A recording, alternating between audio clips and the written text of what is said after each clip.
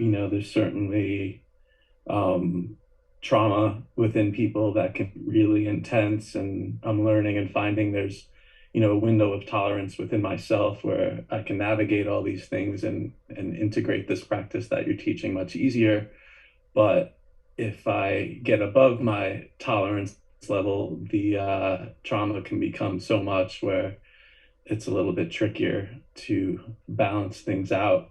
So whereas I feel your process is spot on and totally resonates with me, and what's being incorporated to find my way, I'm curious if there's more suggestion for myself and others that find yourself in the heavier aspects of trauma that are harder to sit with, harder to be with. So, our suggestion to you is the energy of compassion.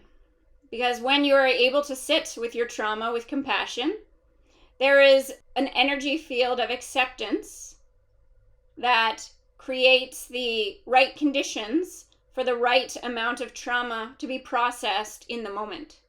It's only your human mind that is not compassionate, usually with yourself, that expects more from you than you have to offer in the moment. So when you sit with yourself with compassion, just allowing yourself to be as you are and tuning into the aspect of yourself that is already healed. Tuning into that vibrational quality that exists within you, that we would say can be felt within the heart center. When you tune into that aspect of yourself that is already healed, then you can feel into the trauma that surfaces without any pressure to get more accomplished than you can get accomplished in that moment in time. We've said before that healing occurs in like in peeling off layers of an onion.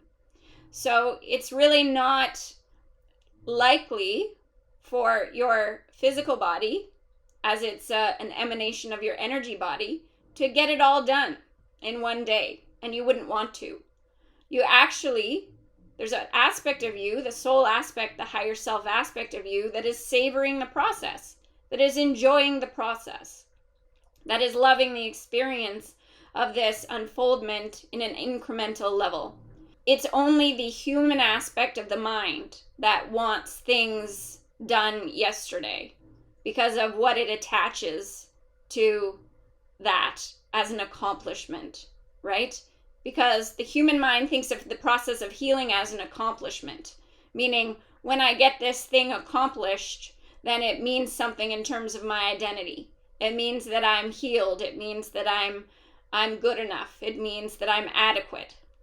So there may be an aspect, if you are not able to fully accept the process, just examine within yourself if there's an aspect that is still rejecting yourself, because from the mental perspective, this false mental perspective, that the fact that you haven't processed all of the trauma yet means on some level that you are inadequate in some way. Doesn't mean that at all. Again, from a soul perspective, you came here for the experience of it, the spectrum of it, which means that you want to experience the full spectrum of the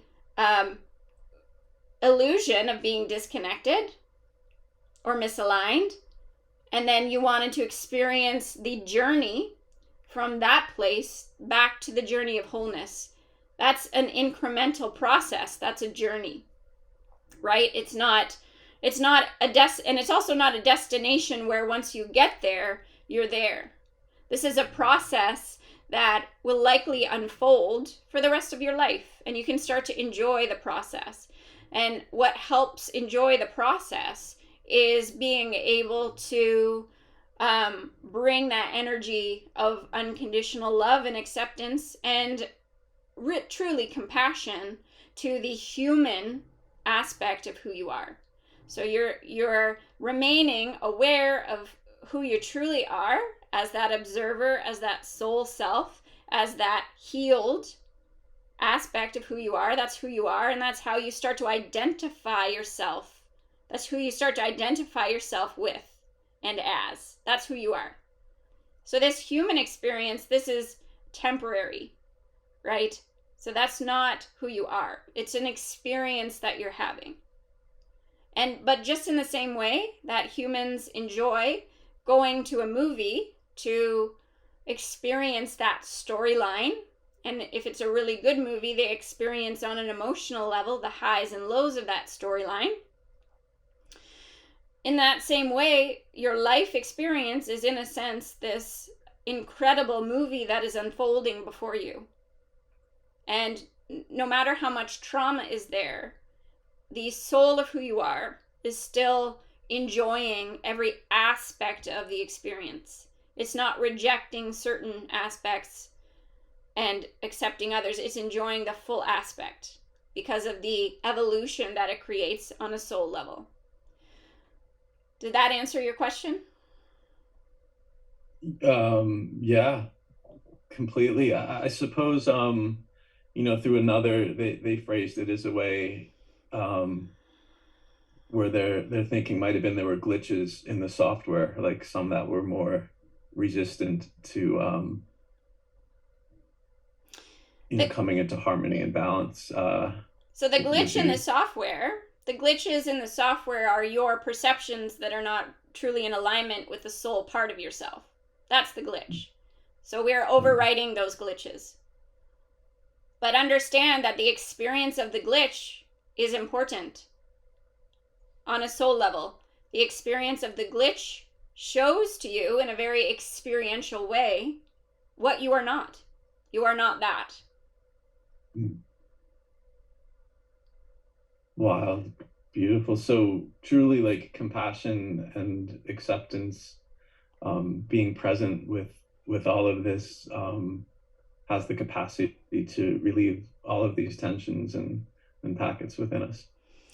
Yes, because understand, as we've said before, that your energy body, your emotional body is self-healing, just as your physical body is. You get a cut, your physical body heals it. The emotional body or the mental body rather, has a misperception along with the emotion, and the energy body is attempting to purge that out of your system and to draw it up to your awareness so that you can reprogram it and repattern it. So isn't that an amazing, incredible process to be a witness of? Like, isn't that incredible, just to be the observer of that process and to feel the difference from being in that glitch of having a misperception and then experiencing the release of that and that energetic realignment? As we have said in the last session, when you love someone dearly and they go away on a trip and then they return to you after, let's say, a period of months, there's an expansion of love there. There's an expansion of connection. There's a higher degree of understanding of what that person means to you or what that love is between you. So experiencing the glitches in your misperception is an important learning experience in this physical reality. So nothing has gone wrong when you experience those glitches. Totally resonates. And I totally, like, receive all of this and witness all this within myself, which brings up a curious question. There's the notion of as within, so without. So I'm understanding this on a micro level.